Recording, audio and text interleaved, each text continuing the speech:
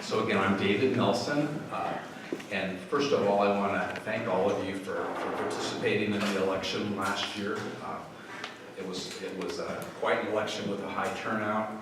I feel quite honored to have succeeded into this, to winning the election, and I appreciate those of you who voted for me, and I appreciate everyone who participated. You really get the kind of government you vote for, so it's really important to do that. And I have felt quite honored to serve as your senator in the legislature this year. I thought what I might do for my time, and I probably don't have 10 minutes, is I would talk about some of the highlights I saw from the session. Then I'll talk a little bit about the committees I was on and some of the specific actions I acted on during the session. And if you want to ask a question during the middle to make me clarify, feel free to just yell it out. So first of all, I think the biggest highlight for me was that Medicaid expansion was funded and passed and is the law of the land now. It's got a few dents on it that we probably don't like, but I think the positive thing is that it's there, it's funded, folks are going to start getting their services, and the restrictions we put on it, while not great, I feel like they were put on in such a way that if they're proven illegal or the waivers aren't granted, Medicaid just floats along as the way we all, the citizens voted on during the election. So congratulations to all of us for doing that. I think that was a great achievement. I would warn you, I think next year will be another battle on it, because this year we funded half a year of Medicaid expansion, and that costs the state about $20 million, and we were able to do it without any new general fund revenue. But next year it will be about a $40 million tab likely, and we'll have to come up with that money in a different way. We won't, for example, we took $10 million from our Millennium Fund to pay for half of it this year. We won't, I don't think we'll want to do that next year. So we'll have that funding battle again in the 2020 session. The other highlight, low light for me, was the Revenge on Voters Act. That was a battle that came up sort of in early March. And to me, it kind of came out of the blue, and it was quite an education in the session on how people argue, the kind of facts they use. That bill, which severely restricted our ability to run a citizens initiative.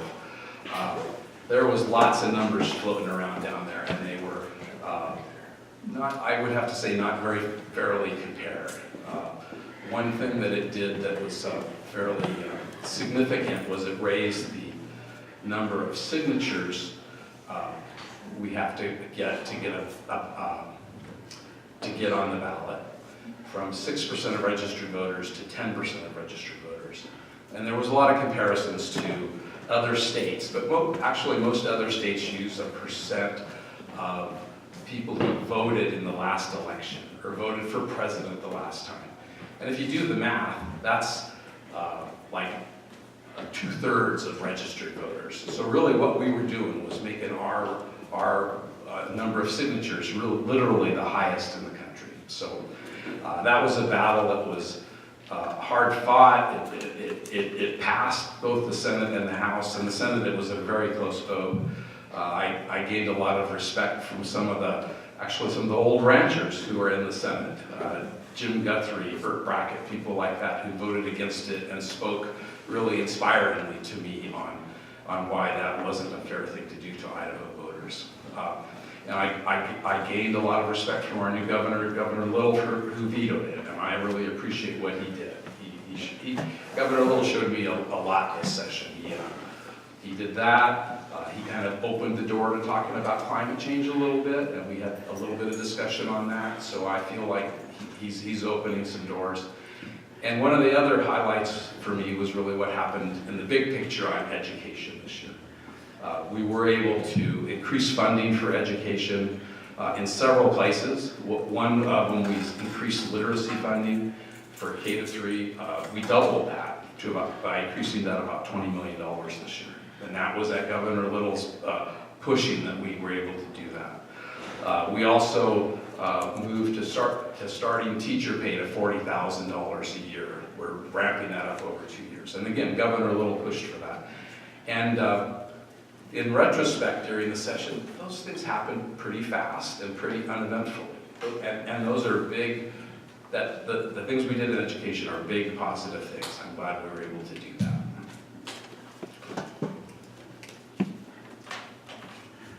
So as far as what I specifically did in the session, I serve on the Health and Welfare Committee, and I'm on the Transportation Committee, and I'm on the Agriculture Committee.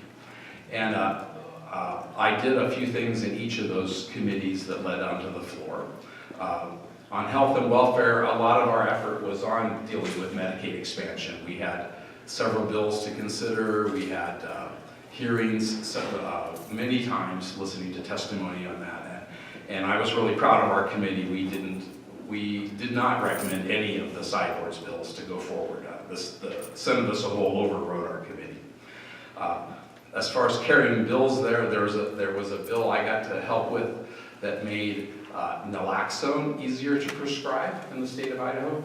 And naloxone is a drug that somebody who's having an opioid overdose can take, and it will sort of pop them back to life. It will counteract the opioid.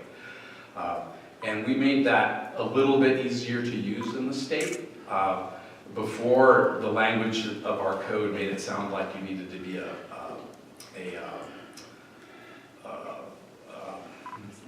pharmacist to be able to prescribe naloxone, but we broadened that so like a nurse can prescribe naloxone. And that's important because nurses are often out doing training and they would like to give out naloxone to as many people as they can. So if somebody's having an opioid crisis, they have it readily available and they're not waiting for an ambulance or they're not waiting in that. So I got to sponsor that bill on the Senate floor, and that was the first one I did. It was pretty exciting. It was a bill that went through very, it was unanimous, went to the governor's desk, and he signed it and had a big signing ceremony that got me in the news for the very first time. So that was exciting.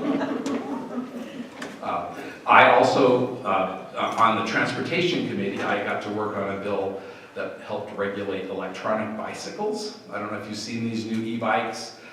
This was a fairly simple bill that just makes it easier for cities and counties to regulate those bikes. It was a little bit of a free-for-all now, and this sort of sets the underpinnings so that if Moscow on Paradise Paths doesn't want the fastest and biggest bikes on there, we can just say Class 3 bikes, or the city council could say Class 3 bikes are not allowed. So I got to do that. Also had a signing ceremony, so I got on the news twice. That was an exciting January.